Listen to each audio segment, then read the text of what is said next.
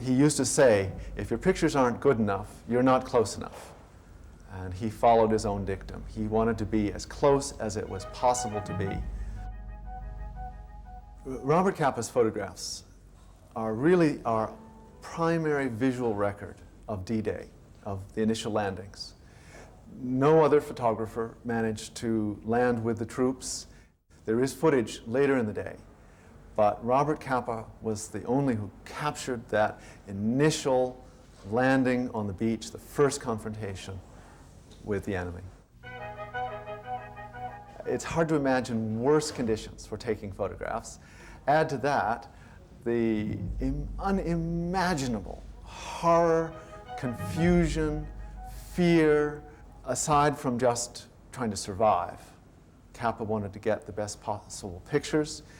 He just almost mechanically began shooting whatever he could. And he evidently turned around at one point and saw a soldier emerging from the water, snapped that picture, and that picture that we now know shows Ed Regan. I was 22 years old, and I must have weighed about 130 pounds, and I was frightened to death. At that point in time when that picture was taken, I was just totally physically and emotionally spent. I just couldn't go any further. And I just collapsed there in that water, and I must have been in that position for about 15 minutes. So Robert Capa could have taken the picture and gone by the time I did eventually get into the protection of a seawall. I think it shows me how frightened I was.